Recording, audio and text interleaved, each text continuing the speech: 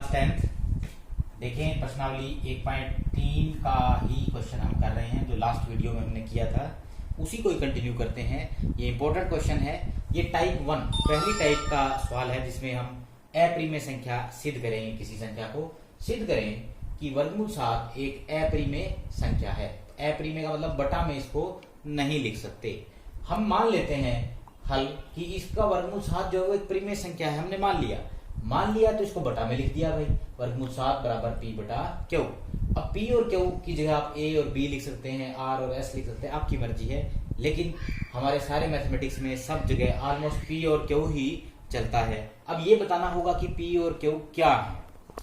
यहाँ P coma Q सह अभाज्य गुणांक हैं।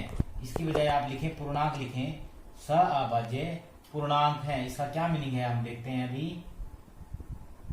पी क्यू जो है सह अभाज्य, आपस में कोई भी टुकड़ा इनका गुणनखंड, अगर इनके गुणनखंड कर दें पी और क्यू के, तो कोई भी गुणनखंड का टुकड़ा इनमें साझा नहीं है।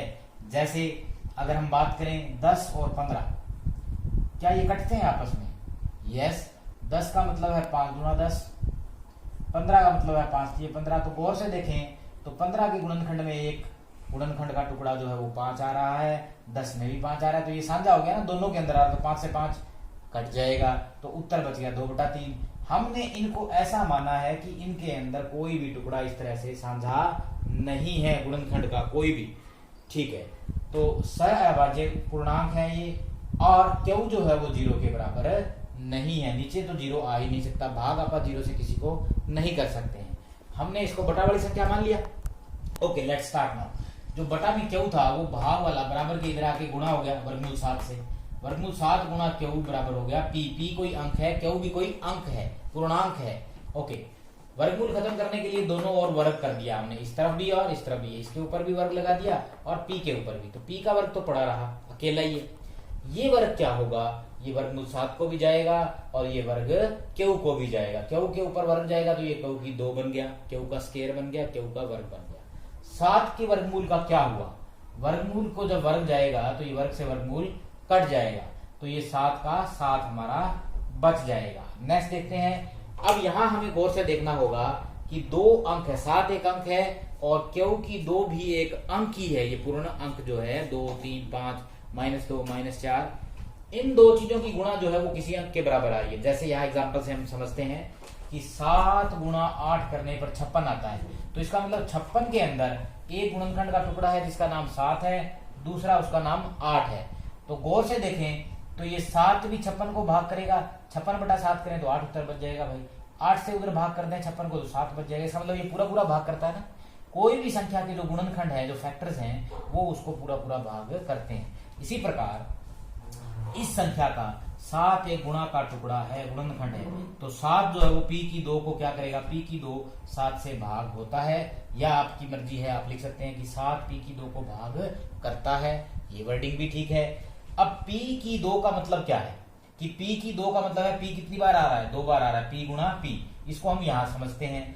जैसे 10 का वर्ग को 5 से भाग करे तो क्या होगा? 10 के वर्ग का मतलब है 10 गुणा 10, 10 2 बार। तो 5 काटेगा तो एक को ही ना, दोनों को इकट्ठा तो नहीं काटेगा, एक को काटेगा। जैसे 10 को 5 से काटे तो 2 गया, 10 दूना 20, उत्तर तो आ गया ना, पूरा पूरा भाग हो गया। तो अगर कोई 5 जो है वो किसी के वर्ग को भाग कर रहा है तो वो अकेले को भी तो भाग करेगा। ये बात हम यहाँ लागू कर देते हैं कि पी की 2 जो है, पी गुणा पी 7 से भाग होता है। ये अपन इस बात से कहा क्योंकि ये 7 गुणनखंड के रूप में इसमें आ रहा है पी की 2 में, है ना, ये बराबर है इसके। तो अगर ये पी की 2 7 से भाग हो रहा है तो अकेला पी भी 7 से पूरा पूरा भाग होगा। हम ये यहां तक निष्कर्ष पर पहुंच गए। अब हम मान लेते हैं कि P जो है वो 7 से भाग होता है, तो भाई 7 हमने इसके बटा में लिख दिया, P/7। तो भाग होता है तो उसका कोई उत्तर तो आएगा C। C क्या है? C भी कोई पूर्णांक है, मान लेते हैं आपने मान लिया। कोई नाम A दे दो, B दे दो, C दे दो, कोई भी नाम आप इसका दे सकते हैं। तो P को अगर 7 से भाग कर दें, क्योंकि ये भाग होता है, हम ये बात कह चुके हैं, क्योंकि P की 2 भाग होता था। और P की 2 क्यों भाग होता है 7 से? क्योंकि P की 2 में 7 एक गुणनखंड के रूप में, टुकड़े के रूप में आ रहा था। तो P को 7 से भाग कर दें तो कुछ ना कुछ उत्तर आएगा, उस उत्तर का नाम हमने C रख दिया। भाग वाली चीज चली गई भाई उधर। P बराबर आ गया 7 गुणा C, ये आ गया। P का उत्तर पता लग गया। अब इस P का मान समीकरण 1 में, ये हमारा समीकरण 1 था, इस समीकरण 1 में हम p की जगह हटा देंगे और 7c लिख देंगे। इधर कुछ फर्क नहीं है, इधर ऐसे कैसा 7 गुणा क्यू की 2 पढ़ा रहा, ये पढ़ा रहा बराबर p की जगह लिख दिया 7c का वर्ग। अब वर्ग इसका भी जाएगा और इसका भी, तो 7 का बन गया 49, c का बन गया c का स्क्वायर। ये 7 से 49 कट के 7 कट जाएगा, 49 के बटा में जाके 7c स्क्वायर बच गया। और से देखो क्यू के लिए भी वही बात लागू हो गई जो पी के लिए लागू होती थी कि क्यू की 2 में भी एक टुकड़ा 7 आ गया और दूसरा जो टुकड़ा, ये गुणा का निशान है हमारा यहाँ पे सी की, ये कोई अंक है जो मर्जी हो, हमें कुछ नहीं मतलब इस बात से, ये भी एक अंक है, अंक बराबर आ गया 7 गुणा कोई और अंक, तो 7 से ये भाग होएगा। क्यू की 2 है वो 7 से, इधर देखें क्यू की 2 7 से भाग होता है। अगर किसी चीज का वर्ग भाग होता है तो अभी हमने किया पी के लिए, तो वो अकेला भी 7 से भाग होगा।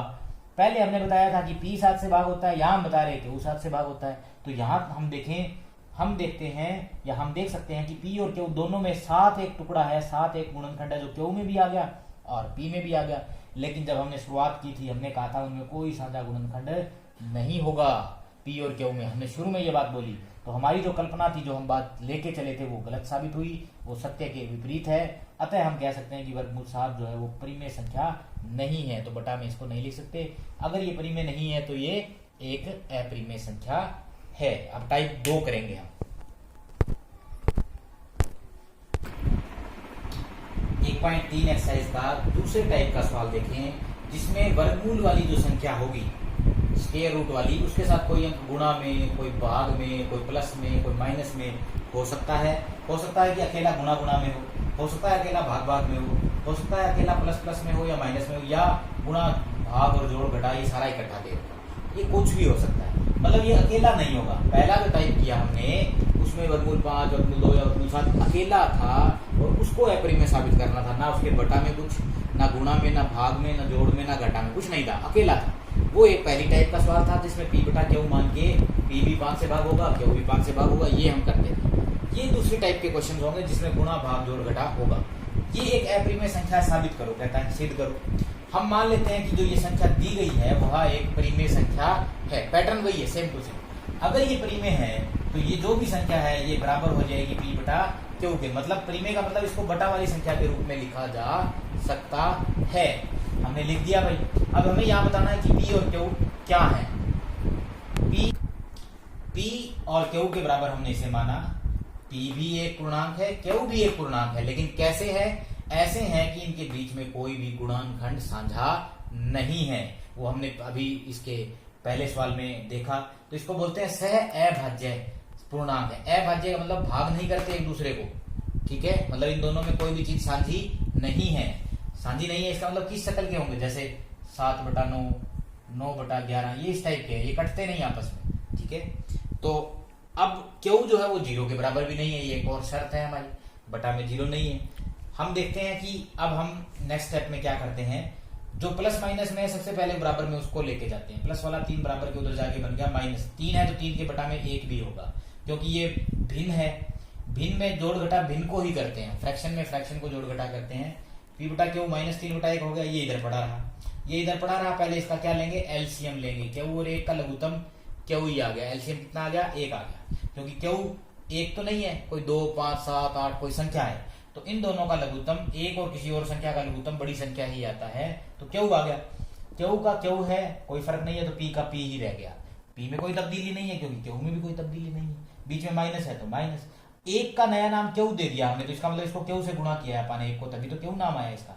इसको क्यू से गुणा किया है तो भाई ऊपर भी गुणा करना पड़ेगा, तो इसका नाम हो गया 3 क्यू। तो ये एक संख्या बन गई हमारी यहाँ पे, कुछ बराबर में 7 गुणा में पड़ा है, 2 बटा में पड़ा है। अब हम अगली प्रक्रिया में ये अंक हटाएंगे। अकेला हमें वर्गमूल वाला चाहिए, तो 2 भाग वाला इधर जाके गुणा हो गया सारे के साथ ऊपर वाले के, 7 गुणा वाला नीचे जाके क्यू जो था क्यू के साथ नीचे जाके गुणा में हो गया, इसके ओवरऑल बटा में चला गया 7 क्यू।